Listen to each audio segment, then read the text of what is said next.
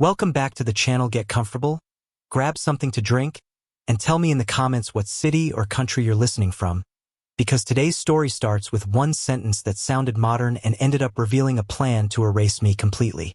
My wife asked for an open marriage, and I told her it wasn't necessary, because in my mind we were already done and she was free to go be with whoever was waiting for her.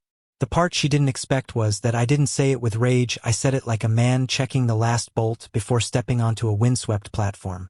My name is Marco Salazar. I'm 38, and for the last 10 years I've been a wind turbine technician, climbing those towering steel giants that the ridgelines of the San Teodoro Isthmus. The job keeps me away for days, sometimes a week, and it puts me at heights that make most people's stomachs flip. But I've always liked the strange peace up there. Just me, the howl of the wind, and the sky so wide it makes your problems look small. The pay doesn't hurt either, and it helped my wife Daniela and me buy what we called our forever house in a clean, quiet neighborhood outside Santa Marta about a year and a half ago. Then came the day everything snapped. I was strapped into my harness about 80 meters up, boots on a narrow service platform, when my friend Mateo texted me. Went out last night with some guys near Barrio Lumina. Thought you should see this. Attached was a photo from a stylish cocktail bar, people laughing, glasses raised, and in the back, half hidden but unmistakable, was Daniela leaning into a man I didn't recognize. It wasn't friendly. It wasn't casual. It was intimate in that careless way people get when they're convinced the world can't touch them. My hands shook so hard I had to press my knuckles against the railing to steady myself, because panic up there can kill you quicker than gravity. I called Mateo immediately. "How long have you known?" I asked, forcing my voice to stay level while the wind slapped at my helmet. Mateo hesitated. "I've seen them together twice," he admitted. "I wasn't sure what to do, man." "I'm sorry." The next few days were torture. I couldn't just pack up and leave. Company policy didn't recognize my marriage is imploding as an emergency unless someone was in the hospital. So I did what my job trained me to do. I turned fear into focus. I checked every component twice, then a third time, hands moving with mechanical precision while my personal life burned somewhere far below. When I finally drove home, Daniela's car sat in the driveway like nothing was wrong. I stayed in my truck for a long 10 minutes, breathing, deciding. If I confronted her with only Mateo's photo, she could shrug, lie, twist it into me being paranoid. I needed truth, not an argument. I walked in with my duffel like I always did. Daniela greeted me with that warm smile and a hug that almost convinced me for half a second until I caught the scent. New perfume, not something I'd bought. "How was the trip?" she asked, lifting my bag like a devoted wife. "Educational," I said, watching her face. "I learned a few interesting things." That night, while she slept heavy beside me, I stared at the ceiling fan and made a decision. Tomorrow, I start digging. 10 years of marriage bought her the benefit of the doubt once. Not forever. Before sunrise, I slipped her phone off the nightstand. We'd always shared passcodes, our little symbol of trust, or what I thought was trust. The guilt lasted maybe 5 seconds, right up until I opened her messages and saw a contact saved as Project A. My stomach turned as I scrolled. Months of texts. Flirty first, then explicit, then logistical, hotels, meeting times, warnings about what not to leave in the open. And there it was, Daniela sending a lingerie photo in a set I'd bought for our anniversary, writing something like, "Hope it still fits perfect for our weekend." The replies made it worse. The man Andres, based on the messages, said he couldn't wait to take it off. I took screenshots, sent them to myself, and put her phone back exactly as I found it. Then I went downstairs and made coffee like a man whose world hadn't just cracked. When Daniela came down, she kissed the top of my head and smiled. "Morning, babe. You're up early." I nodded and forced a calm face. "Work called. They might need me on a site out in Sierra Valverde tomorrow. Turbines are acting up again." It was a lie, but I needed time to think, time to set traps. For a flicker of a second, relief flashed across her face before she rebuilt her expression. "You just got back," she protested, but it sounded weak. "That's the job," I said, then added casually, "Good thing we installed those security cameras last month. I can keep an eye on the house while I'm gone." We didn't have cameras. Watching her freeze mid-sip was almost Informative. She searched my face, trying to decide if I was joking. Of course, she said finally, voice carefully neutral. That's reassuring. After breakfast, I called my supervisor and turned my lie into reality by arranging an actual assignment, calling in a favor I'd earned the hard way. Then I contacted a private investigator a coworker once recommended after his own messy breakup. A retired detective named Esteban Cruz. When we met later that day, I showed him the bar photo and a license plate number I'd managed to pull from a location share Daniela had forgotten to disable. She'd been visiting the same apartment complex across town again and again. Cruz ran it quickly. Andres Vega, he confirmed. Works at Central Meridian Bank downtown. Married. No kids. Married. That detail landed like a second punch. Daniela wasn't just cheating, she'd chosen a man who was cheating too, which told me exactly what kind of morals were guiding this situation. None. That night she was strangely attentive, even suggested dinner at my favorite steak place. Reached across the table, squeezed my hand, looked into my eyes and said, "I'll miss you. Be careful up there." I wondered if she was texting Andres under the table, planning what she'd do the second I left. The thought made my grip tighten around my knife as I cut through the meat. "I'm always careful," I said softly. "I've got a lot to come home to." She smiled, unaware our marriage was already falling like a worker slipping off a platform without a tether. The only question now was how hard the landing would be. The sick part is, I'd been warned months earlier and chose to ignore it. A coworker named Raul had pulled me aside during a maintenance run. "I don't know how to say this," he'd told me, face serious, "but I saw your wife at a hotel bar near Lake Chapala with some guy. They looked close." I dismissed it instantly. Daniela had claimed she was visiting her sister that weekend. Raul had shrugged. "Maybe she has a twin. I just thought you should know." Now, driving out to Sierra Valverde, that conversation replayed in my head like a recorded warning I'd refused to hear. 3 days into my assignment, Cruz sent his report and photos. Daniela had picked Andres up from his office the day after I left. They drove straight to my house. My house. They stayed inside for 6 hours before heading out to dinner. One photo showed them kissing in my driveway, his hand planted on her hip like he owned her. I had to pull over at a rest stop because my vision went blurry with rage. Bringing him into our home was beyond betrayal, it was a declaration. I punched the steering wheel hard enough to bruise my knuckles, then forced myself to breathe until the rage sharpened into something colder. I called the bank and moved roughly half of our joint savings into an account in my name. Then I called our financial advisor. He sounded almost relieved I'd finally reached out. "Marco, I was going to call you," he said. "Daniela tried to access your retirement funds yesterday. Said you two were consolidating investments." My blood went ice cold. "I didn't authorize that," I said. "Lock everything." "Already done," he replied. "Both signatures are required, but you two should probably talk." We were talking, I thought grimly, just not in the same language. That night, in my hotel room, Cruz called again. "There's more," he said. "Your wife went into your home office. Took photos of documents. From what I could see through the window, it looked like financial statements. Account numbers." I stared at the wall, feeling something change inside me. This wasn't only an affair. This was planning. Calculation. War disguised as romance. I spent the night making calls, building safeguards, setting up new accounts, changing access, documenting everything. By morning, I knew exactly what I had to do.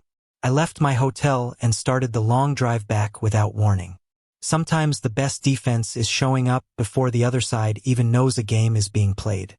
I arrived 2 days early, parked a block away, and walked in like a stranger approaching his own life. Daniela's car was there, and so was a sleek, unfamiliar sedan. Andres's, no doubt. I didn't storm the door. I went next door to our neighbor, Colonel Rivas, a retired military man who'd always respected me more than he liked Daniela. He opened the door and frowned. "Marco? Thought you were out of town." "I need a favor, Colonel," I said. "Can I cut through your backyard and use your terrace for a few minutes?" His eyes narrowed and understanding settled in.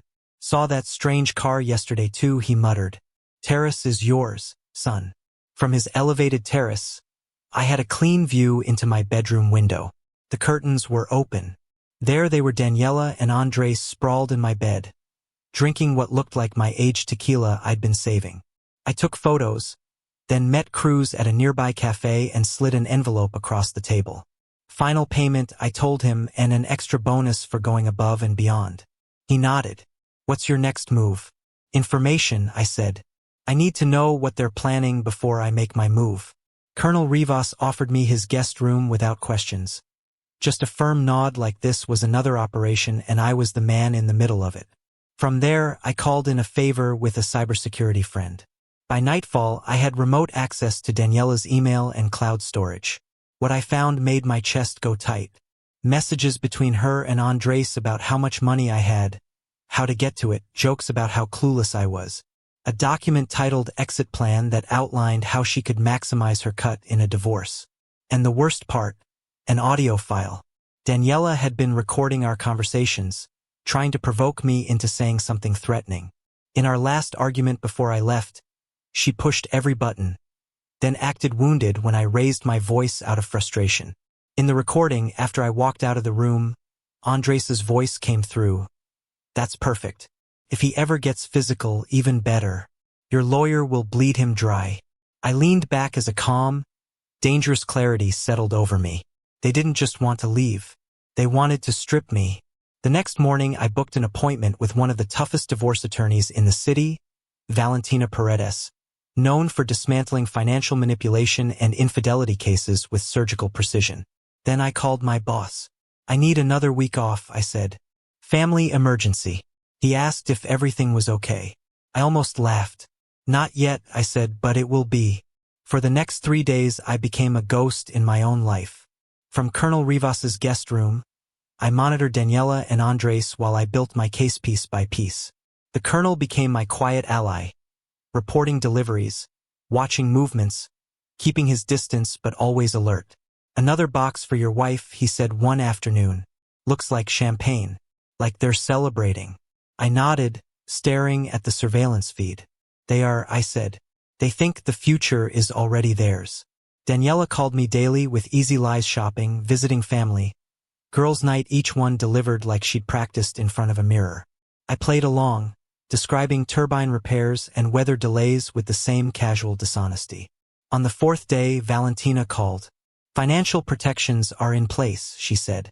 Your personal accounts and retirement funds are secured.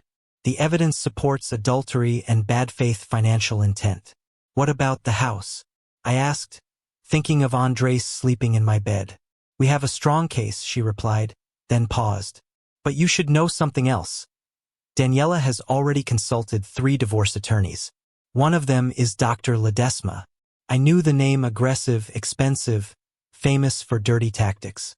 She hasn't signed with anyone yet, Valentina continued, but she's shopping for the most ruthless option.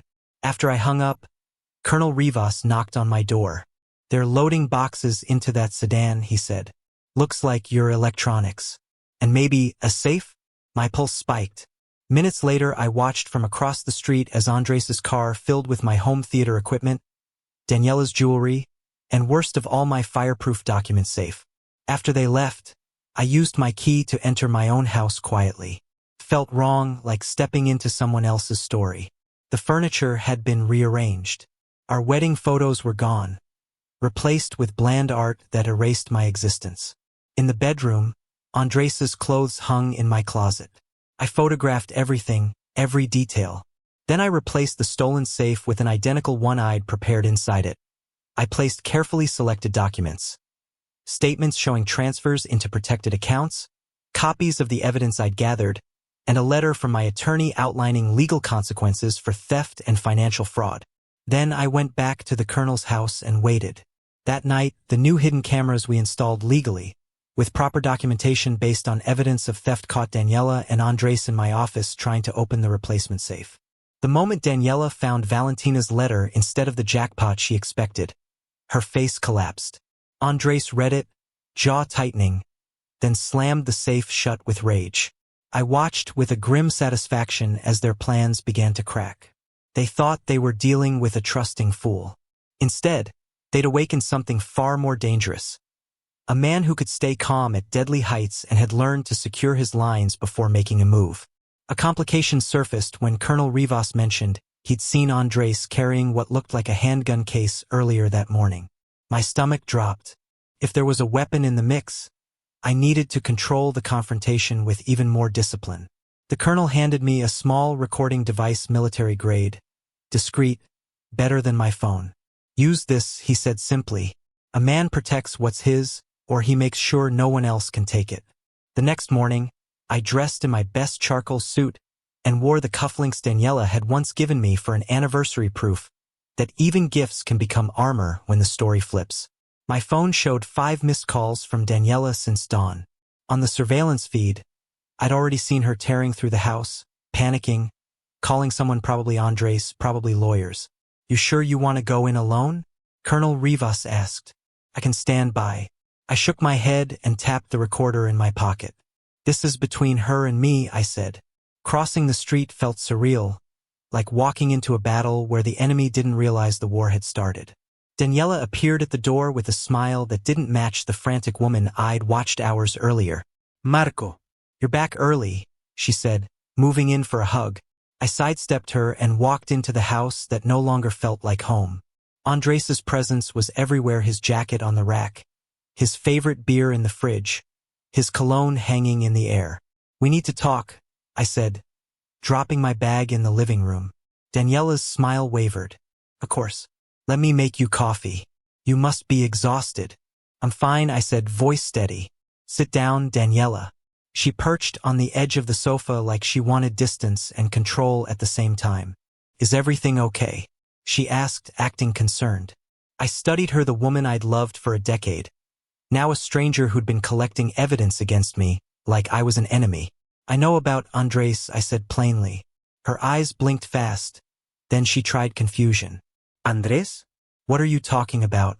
Andres Vega from Central Meridian Bank. I continued. Married. Your lover. The guy sleeping in my bed, drinking my tequila, and helping you plan how to drain me in a divorce. Color drained from her face, but she recovered fast. You're being ridiculous, she snapped. I don't know what you think. You stop. I cut in, holding up a hand. The lying phase is over. I have everything. Photos, video, emails, recordings, the plan, the attempt to access my retirement, the theft from the house. All of it. Her expression hardened. You've been spying on me. That's illegal. Not when it's my property, my accounts, and my spouse conspiring to commit fraud, I said. She shifted tactics. Instantly tears appeared as if someone flipped a switch. Marco, please. Whatever you think is happening, we can fix this. We've been together too long to throw it away. For a moment, I almost admired the performance. Almost. There's nothing to fix, I replied calmly. This ended the moment you betrayed me, especially when you turned it into a financial ambush. The tears vanished. You have no idea what I'm capable of, she hissed. You think you're clever with your little investigation, but you won't win. I already did, I said. My attorney filed this morning. You'll be served today. The court has frozen joint accounts and put an order in place regarding assets removed from the home retroactive. Meaning what you and Andres took has to be returned, or it becomes theft. Her face twisted with fury. I deserve half. Half of what was built fairly, I said. Not half obtained through fraud. She grabbed a vase and threw it at the wall. It shattered. I didn't flinch. Get out, she screamed. No, I said, steady as steel. This time you leave.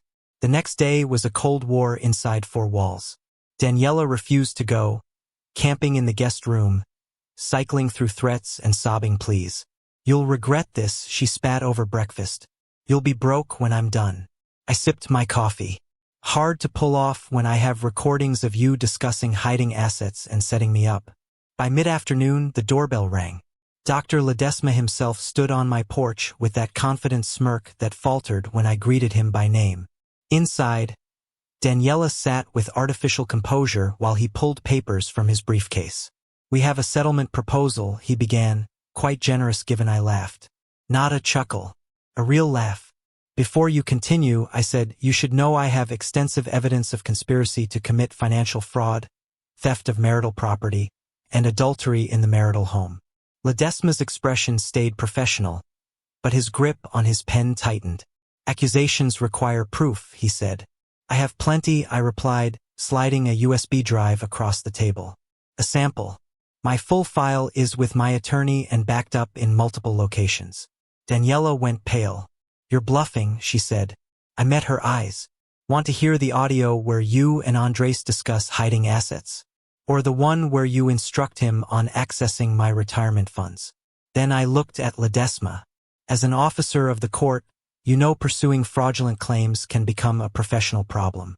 Ledesma reviewed the drive on his laptop, face growing darker with each click, then closed it and turned to Daniela. We need to speak privately. After a tense whisper exchange, he faced me again with a new tone, respect mixed with caution. My client would like to propose alternate terms, he said. I'm sure she would, I replied. Here's my only offer. Daniela leaves this house today with personal items only. Everything financial goes through the court with full disclosure of her conspiracy with Andres Vega. Daniela sprang up, furious. You can't do this. I need time. No, I interrupted. You have until 5. She tried the wounded wife mask again. You'd throw away 10 years? I held her gaze. I didn't throw it away, Daniela. You did, especially when you asked for an open marriage last month. I realized it wasn't a request. It was a cover. But here's the truth. An open marriage isn't necessary, because we're already finished. You're free to go with whoever's been waiting. Her facade finally collapsed. At 4:30 she left, dragging suitcases to her car under Colonel Rivas's watchful presence as a witness. No dramatic final speech, just the hollow sound of wheels on tile and doors shutting. The house felt emptier but also cleaner, like stale air finally replaced. That night Mateo called. What happened? You okay? Recovering, I said. Sitting on the back terrace with a glass of tequila I no longer had to guard from strangers. I should have listened sooner. Don't blame yourself, he told me. You trusted her. That's what marriage is supposed to be. The weeks that followed were a blur of court filings and meetings. Daniela fought at first, but her leverage collapsed when Andres's wife discovered everything and filed her own divorce, naming Daniela in the process. Andres abandoned Daniela as soon as his own life detonated, claiming she'd manipulated him, an excuse he'd probably recycle forever. On a rainy Tuesday, my attorney called. Daniela wants to meet. No lawyers. Just you. Every instinct warned me not to, but curiosity won. We met at a neutral cafe downtown. Daniela showed up in expensive clothes that couldn't hide how worn out she looked. She apologized. She admitted Andres wasn't the first, and there had been others for years. The confession should have hurt more than it did, but it mostly brought clarity. The woman I loved had been a role, not a reality. She slid a folder across the table, signed documents accepting my original terms, the minimum legally required, no spousal support. Why now? I asked. She looked away. Because you were right, she said quietly. Everything fell apart. I stood, and she reached for my hand. How did you know? I gently pulled away. The day you stopped looking at me like I mattered. Everything else was just evidence. 3 months later, the divorce finalized. Daniela left Santa Marta almost immediately, reportedly moving to Playa Dorada with very little fanfare. I threw myself into work, taking the most demanding turbine repairs, the ones that required full focus and gave your mind nowhere to wander. On the 1-year mark of the day, I found out Mateo and Colonel Rivas hosted an impromptu cookout on the Colonel's terrace. To new beginnings, Mateo toasted. The Colonel nodded, and to seeing clearly from higher ground. Later, as the sun dropped, Colonel Rivas handed me a small wooden box he'd made from old terrace boards. Inside was a polished compass, expertly crafted, its needle steady no matter how I turned it. Thought it might help, he said gruffly, for whatever comes next. The very next day my supervisor called with an offer. A major wind project in the Sierra Azul range, 2 years minimum, a serious raise, real advancement, but it meant relocating. I need your answer by Friday, he said. I looked around the house that had once represented my future with Daniela. Even after reclaiming it, the memories clung to the corners. The compass on my coffee table pointed toward possibilities, not ghosts. When I told Colonel Rivas, he didn't hesitate. Put the house up for sale, he said. I laughed, but he was right. Climbing higher is what you do best, he added. Always has been. 2 months later, I stood on top of my first turbine in the Sierra Azul project. Mountains rolling forever beneath a clean blue sky. The air was thinner, but I breathed deeper than I had in years. Some people would call it running away. I knew better. It was climbing to higher ground where the view makes everything below look exactly as small as it deserves to be. If you want more real-life style stories like this betrayal strategy, and the moment the tables turn, hit like, subscribe, and tell me in the comments where you're listening from, because the next one might hit even closer than you think.